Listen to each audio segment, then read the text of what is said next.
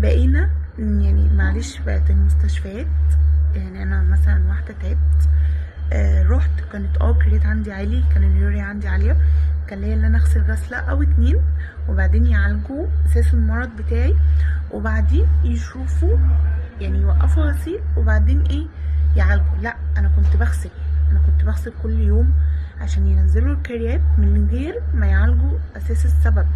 وبعد ما انا بدات اعالج السبب الكريات بتاعي بدا ينزل، وظيفه الكلى عندي بدات تنزل، فبحيث ان انا كانت اللي هو ايه خلاص انا الكلى عندي اتعودت على الغسيل وما ينفعش اوقف. ليه بقى انتوا بقيتوا تستسهلوا الموضوع ويلا اغسلي وبعد ما تغسلي خلاص بقى كده يلا بقى احنا هنرميكي، انت اقعدي لفي انت بقى على الاماكن ودوري انت على الاماكن، مفيش توفير، مش شايفين مثلا ان في عيال صغيره عايزين تغسل، لا اقعدي لفي ودوري واعملي، انا خلاص انت غسلتي. ليه بقى؟ يعني احنا يعني يعتبر كل يوم بقى في 3-4 حالات بتغسل جديد. ايه السبب؟ اي حد بقى بيتعب يلا ادخل يلا اغسل يلا اغسل يلا نغسل يلا نغسل. يعني ليه؟ يعني دي حاجه انا عايزه افهمها. ليه بقى انا بقيت بسمع كل يوم عن مرضى غسيل اكتر ما مش عارفه اقول لك اكتر، مش عارفه اقول لك اكتر من ايه.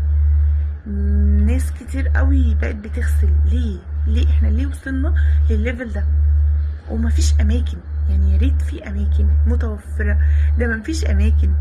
يعني هي الصحه مش واخده يعني شكلها بكده، مش واخده بالها ان في قرارات غسيل عماله يلا يلا قرارات غسيل.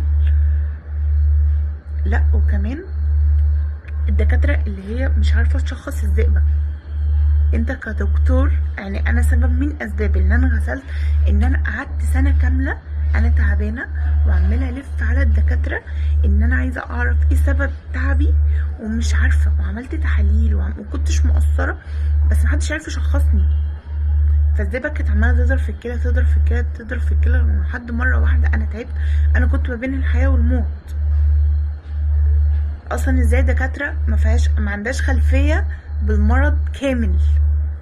ازاي؟ اللي هو يلا بقى ضربت اغسلي يلا عيشي حياتك. طب اغسل فين؟ يلا انت مع نفسك. طب اشوف مكان فين؟ انت يلا مع نفسك. انا كنت ساعتها اللي هو انا لما تعبت قلت ليه اشمعنى انا صغيره انا مش عارفه ايه انا ايه. لما قررت ان انا يعني اعمل فيديوهات واقول للناس التجربه بتاعتي وبتاع، انا لقيت ناس اصغر مني وبتغسل وبسبب المرض اللي انا جالي الذئبه وتعبت مره واحده ومعرفوش يشخصوها ليه احنا ما عندناش وعي كافي بالمرض؟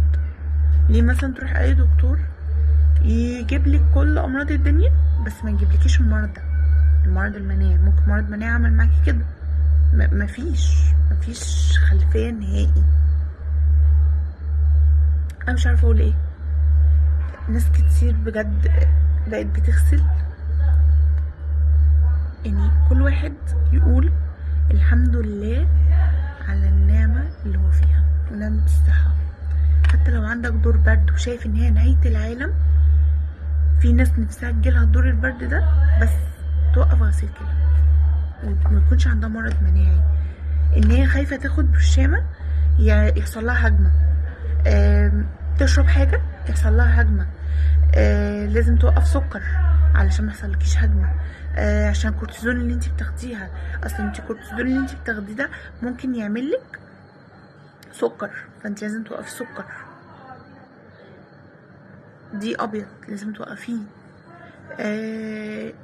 طماطم ما ينفعش تاكلي طماطم، ما ينفعش تاكلي اي حاجه مسبكه علشان الذئبه وعشان الكلى والغسيل الكلى والبوتاسيوم وحاجات كتير قوي كده اللي انت ماشي بخطوات فيها بسبب حاجه صغيره.